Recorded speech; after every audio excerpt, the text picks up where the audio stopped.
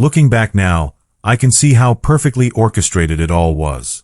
How the elders knew exactly which buttons to press, exactly what doubts to plant in my mind.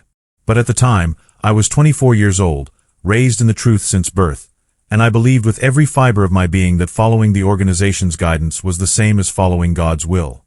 I met Sarah at the library downtown. It was a Tuesday afternoon in March, and I was there researching for a talk I had to give at the Kingdom Hall. She was sitting at the table across from me, surrounded by medical textbooks, her dark hair falling across her face as she concentrated on her notes. When she looked up and caught me staring, she smiled, this warm, genuine smile that made my heart skip. "Studying for finals?" I asked, walking over to her table. "Med school," she replied, closing her anatomy book. "Third year." "You?" I told her about my research, though I kept it vague. We talked for 2 hours that day. She was intelligent, funny, and had this way of listening that made you feel like you were the only person in the world. When I finally had to leave for the evening meeting, I asked if she'd like to get coffee sometime. "I'd love that," she said, writing her number on a piece of paper torn from her notebook. That first coffee date turned into dinner. Dinner turned into long walks through the park. Within a month, we were seeing each other 3 times a week. Sarah was everything I dreamed of in a partner. Kind, ambitious, grounded. She asked thoughtful questions about my faith, attended a few meetings with me, and even started a Bible study with Sister Johnson. The congregation loved her. Brothers would pull me aside after meetings to tell me how lucky I was, how wonderful Sarah seemed. "She's definitely marriage material," Brother Martinez told me one evening. "And she's progressing so well in the truth." For 6 months, everything was perfect. Sarah continued her Bible study, came to meetings regularly, and even attended the circuit assembly with me. She fit seamlessly into my life, my routine, my dreams. I started thinking about engagement rings, about our future together. Then came the conversation that changed everything. We were sitting in my apartment after a meeting, sharing a late dinner. Sarah had been quieter than usual during the meeting, and I could tell something was weighing on her mind. "I need to tell you something," she said, setting down her fork. "I've been thinking a lot about baptism, and I don't think I'm ready." My heart sank, but I tried to stay calm. "What do you mean you're not ready? You've been studying for months. You know the truth." "I know what you believe is the truth," she said carefully. "And I respect that. I really do. But I have questions, big questions, that I can't just ignore. About blood transfusions, about disfellowshipping, about some of the interpretations of Scripture. I need more time to work through these things." I felt panic rising in my chest. "But Sarah, we've been together for 6 months. Where do you see this going if you're not going to get baptized?" She reached across the table and took my hand. "I see it going wherever we want it to go.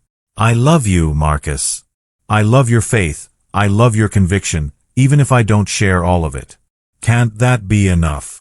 I wanted to say yes. Every fiber of my being wanted to say that her love was enough, that we could figure it out together. But I'd been raised to believe that being unequally yoked was a recipe for disaster, that marrying someone outside the truth was tantamount to spiritual suicide. "I don't know," I said honestly. "I need to pray about this." 2 weeks later, I was sitting in the back room of the Kingdom Hall with Brothers Henderson and Williams, 2 elders who had been like fathers to me since childhood.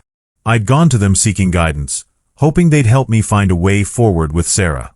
"Brother Thompson," Elder Henderson said, his voice grave, "we're concerned about the direction this relationship is taking." "Sarah is a wonderful girl," Elder Williams added, "but she's made it clear that she's not interested in dedicating her life to Jehovah. You have to ask yourself what that means for your spiritual future." I shifted uncomfortably in my chair. "But she's still studying. She still comes to meetings. Maybe with more time." "Time isn't the issue here," Elder Henderson interrupted. "It's been 6 months, and she's showing no signs of wanting to take the next step. In fact, she's questioning fundamental teachings. That's not the behavior of someone who's being drawn to the truth." Elder Williams leaned forward. "Marcus, you're a promising young brother. You have privileges in the congregation, you're an excellent speaker, and you have a bright future ahead of you. But if you continue down this path, you're going to find yourself spiritually weak, and eventually, you'll lose everything you've worked for. Think about it, Elder Henderson said. If she doesn't love Jehovah enough to dedicate her life to him, how can you be sure she really loves you? Real love means wanting the best for someone spiritually. Would someone who truly loved you ask you to compromise your relationship with God? Their words hit me like a physical blow. I'd never thought of it that way before. Was Sarah's reluctance to get baptized really a sign that she didn't love me enough? Was I being selfish by wanting to continue the relationship? What are you suggesting I do? I asked, though I already knew the answer. We think you need to have an honest conversation with her, Elder Williams said. Explain that you can't continue the relationship unless she's willing to make a commitment to the truth. If she's not willing to do that, then you need to be willing to let her go. I left that meeting feeling like I'd been punched in the gut. But I also felt a strange sense of relief. The decision was being made for me by men I trusted, men who had been appointed by God's organization to guide me. Surely they knew what was best. That weekend, I took Sarah to our favorite restaurant, the little Italian place where we'd had our first real date. She knew something was wrong the moment she saw my face. "What's going on?" she asked as we sat down. I took a deep breath. I talked to the elders about us, about our future. Her expression didn't change, but I saw something die in her eyes. And, "Sarah, I love you. I love you more than I've ever loved anyone. But I can't marry someone who isn't baptized, who isn't fully committed to the truth. It wouldn't be fair to either of us." She was quiet for a long moment. "So you're giving me an ultimatum?" "I'm not giving you anything," I said, though the words felt hollow. "I'm just being honest about what I need in a partner. And what you need is someone who will suppress their doubts, ignore their questions, and commit to beliefs they're not sure about just to be with you." When she put it like that, it sounded horrible. But I pushed down my doubts. The elders had warned me that she might try to make me feel guilty, that Satan would use her to test my loyalty. "I need someone who shares my faith," I said. "Someone who can support me spiritually, someone I can raise children with in the truth. I don't think that's unreasonable." Sarah's eyes filled with tears, but she didn't cry. "No," she said quietly. "I suppose it's not unreasonable. It's just not me." We sat in silence for what felt like hours. Finally, Sarah spoke again. "I want you to know that I never had any intention of trying to pull you away from your faith. I was hoping that maybe, over time, you'd come to understand that love doesn't require identical beliefs, that we could build something beautiful together despite our differences." "Sarah." "No, let me finish." She looked directly at me, and I saw a strength in her that I'd never noticed before. "I was also hoping that maybe you'd come to value my questions, my critical thinking, my independence. That you'd see those things as strengths rather than threats." She stood up from the table. "But I can see now that what you're looking for is someone who will mirror your beliefs back to you, not someone who will challenge you to grow. And I can't be that person, Marcus. I won't suppress who I am just to fit into your world." "So that's it?" I asked. "You're just going to walk away?" "I'm walking away from a relationship where I would have to choose between being loved and being myself," she said. "I'm walking away from someone who's more interested in what his church elders think than in what his heart tells him." She leaned down and kissed my forehead. "I hope someday you find the courage to think for yourself, Marcus. And I hope when you do, you'll realize what you gave up." And then she was gone. The next few months were agony. I threw myself into congregation activities, increasing my service time, volunteering for additional responsibilities. The elders praised my dedication. Other brothers looked up to me as an example of someone who had chosen Jehovah over worldly desires. But late at night, alone in my apartment, I would think about Sarah. I would wonder what she was doing, whether she was happy, whether she ever thought about me.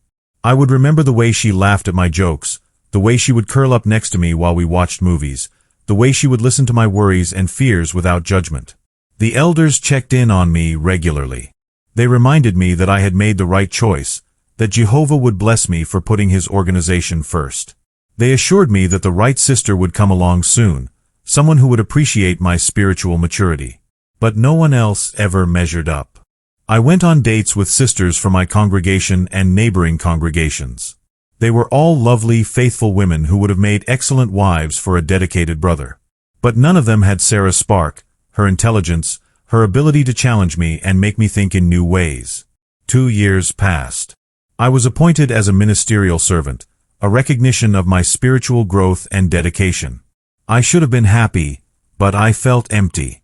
I began to notice things about the organization that I'd never paid attention to before. The way questioning was discouraged, the way fear was used to maintain control, the way love was conditional on obedience. It started with small things. A friend's daughter was disfellowshipped for having premarital sex, and I watched as her family struggled with the command to shun her. An elderly brother was reproved for accepting a blood transfusion to save his life, and I saw the shame and confusion in his eyes during his reinstatement meeting. I began to study the Bible more critically, comparing the organization's teachings with Scripture. I researched the history of the Watchtower Society, learning about failed prophecies and doctrinal changes that had been presented as new light. Slowly, painfully, I began to realize that the organization I devoted my life to was not the infallible channel of God I'd been taught it was. The final straw came during a visit from the circuit overseer. During his talk, he emphasized the importance of loyalty to the organization, even when we didn't understand certain teachings. We must trust that the faithful and discreet slave knows better than we do, he said. Independent thinking is dangerous and leads to apostasy. Independent thinking. The very thing that had made me fall in love with Sarah was being condemned as dangerous. I thought about all the questions she'd asked, all the doubts she'd expressed, all the research she'd done. She hadn't been weak or faithless. She'd been honest and brave. That night, I called Sarah. Marcus. She sounded surprised to hear from me. Is everything okay? I don't know, I said. I've been thinking about what you said. About courage and thinking for yourself. We talked for 3 hours. She told me about her residency, about the life she'd built for herself. She'd found someone else, she said gently, another doctor who shared her passion for healing and her commitment to asking hard questions. She was happy. I'm glad, I said, and I meant it. I'm sorry it took me so long to understand. Understanding is never too late, she replied. What are you going to do now? I knew the answer even before she asked. I'm going to leave. It took me 6 more months to work up the courage to disassociate myself from the organization. I lost my family, my friends, my entire social structure. But I also found something I'd never had before. The freedom to think for myself, to question, to grow. I often wonder what would have happened if I'd had the courage to choose Sarah over the organization. Would we have made it work? Would we have been happy? I'll never know, because I was too afraid to find out. But I know this. The biggest regret of my life isn't leaving the Jehovah's Witnesses. It's that I didn't leave soon enough to keep the woman I loved. It's that I let fear and manipulation convince me to choose an organization over a person who saw me clearly and loved me anyway. Sarah taught me that real love doesn't demand conformity. It doesn't require you to suppress your doubts or ignore your questions. Real love celebrates your independence, your curiosity, your willingness to grow and change. I let the elders convince me that her refusal to be baptized was a sign that she didn't love me enough. But now I understand that it was actually a sign that she loved herself enough to stay true to her convictions, even when it cost her everything. That's the kind of love I should have fought for. That's the kind of person I should have chosen to become. Now, years later, I'm building a new life based on honesty, critical thinking, and authentic relationships. I'm learning to trust my own judgment, to ask hard questions, to live with uncertainty rather than false certainty. I haven't found love again yet, but I'm hopeful. And when I do, I'll choose the person over the organization, the relationship over the rules, the heart over the handbook. Because I've learned that true spiritual growth comes not from blind obedience, but from the courage to think for yourself, to question authority, and to choose love over fear. Sarah was right. I just wish I'd had the courage to see it sooner.